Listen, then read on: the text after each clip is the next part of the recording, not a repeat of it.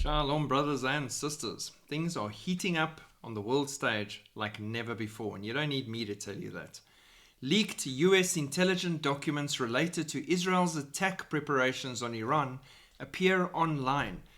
I'm not surprised. I didn't sit there and go, oh, what? No way.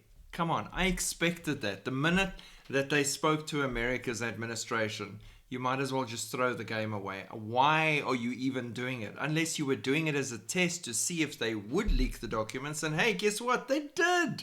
You were right all along. Hopefully those were the dud documents and you have got a different plan you're going to enact. And if not, you've learnt your lesson now, Bibi. And you're going with the plan your people wanted all along in the first place. So yeah, no surprise there. When Biden has lucid moments between ice creams, he's moving against Israel and for Iran. Nations on high alert as tensions keep rising. What? Tensions are rising in the world? No way. Can't be. Everything is normal. People are buying and they're selling. They're marrying. They're giving in marriage. Everyone seems fine. They're going to work. Everything's good. Things are going to get better. Why is there high alert and tension? For those who are awake and looking, end times. Netanyahu vows to punish Iran after Hezbollah drone hits his house. Now this was a big move by the enemy.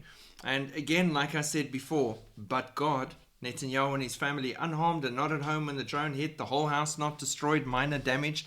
But the point is, they hit their target. They got Netanyahu's house. And it could have been bad if not for God. Now, the interesting thing here is they've just given Netanyahu full permission by doing that to attack their supreme leader in Iran.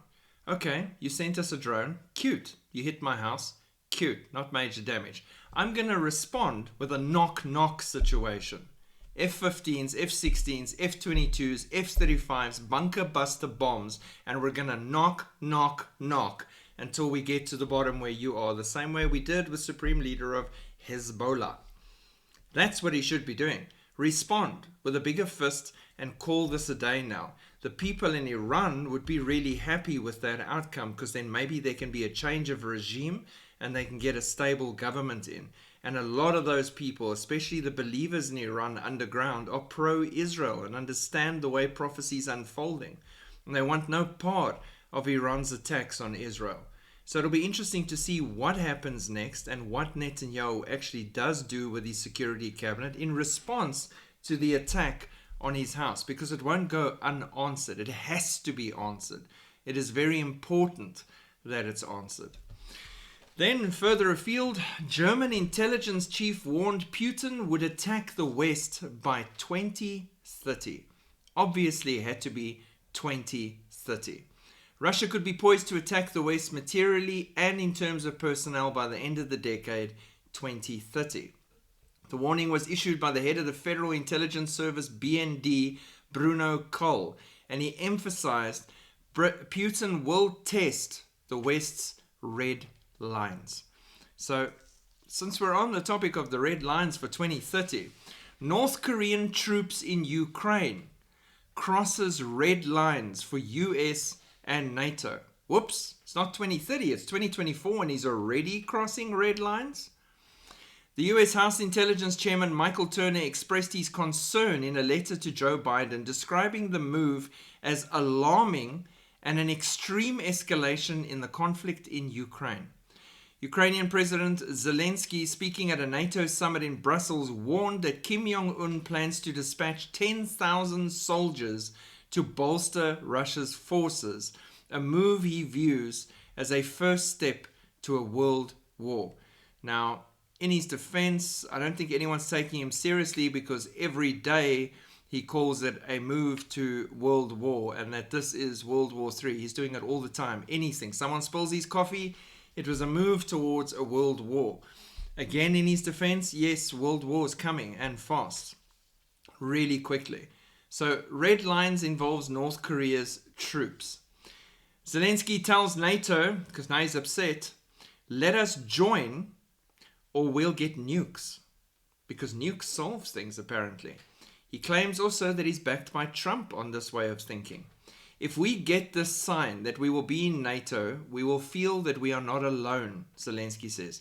They've given him billions of dollars in weapons and money and aid and everything and constant support, to the point that they've actually depleted their own country's stockpiles in many places, which includes America. At a time when they all need their stockpiles and preparation, they've given all of this to Zelensky, and he's still feeling alone. I don't think there's anything that can be done to make him not feel alone. He needs to see a shrink if he's still feeling alone. Which of these major countries amongst the nuclear powers were affected by war? All of them? No. Just one, Ukraine, he continued. Who has renounced nuclear weapons? All of them? No. Just one, Ukraine. Who's at war today? Ukraine. I.e., we need to get nukes and we won't be at war anymore. No, Zelensky, go back to making movies. That's not how it works in the real world.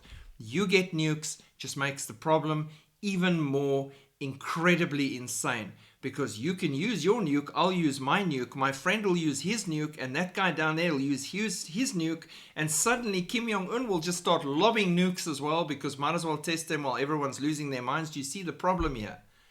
And then we're not even talking about natural fallout of radiation moving with the whole system around the world. So no, absolutely chaos. How we've reached a point in time where nuclear weapons is the solution. I don't think so. Putin has an unexpected new ally in Europe. The Serbian government has announced that it had agreed with Moscow to promote and strengthen cooperation between the security structures of the two countries. To this end, Deputy Prime Minister and former head of Serbian intelligence Alexander Vulin met with senior officials of the Kremlin security services. Cooperation with Russia will include training Serbian security services, the Serbian government said in its statement on its website. Vulin, an openly pro-Russian politician, was honored in January by Putin and the Russian FSB for his merits in developing cooperation between Serbia and Russia. So Serbia has officially taken themselves off the list of possible targets when all of this goes down. Interesting. Which other country is going to be next? Now we know Turkey is a Trojan horse and they with Russia. So Turkey's absolutely there. Who else? It is chaos. There's madness going on. People have weapons they shouldn't have. And it is all building and boiling to a point where you think, why hasn't it kicked off in a major way yet? Why? Because the restrainer has not been removed. When the restrainer is removed, chaos will ensue. The same way that it did when the flood came and Noah was taken away in the ark. When the fire fell from heaven after Lot was removed. We get removed, the restrainers taken out of the way, and chaos, once again, as in the days of Noah, as in the days of Lot, will come again. And it's going to be a bad journey from there on in. God bless. Keep looking up. Our hope is in Christ Jesus. Shalom.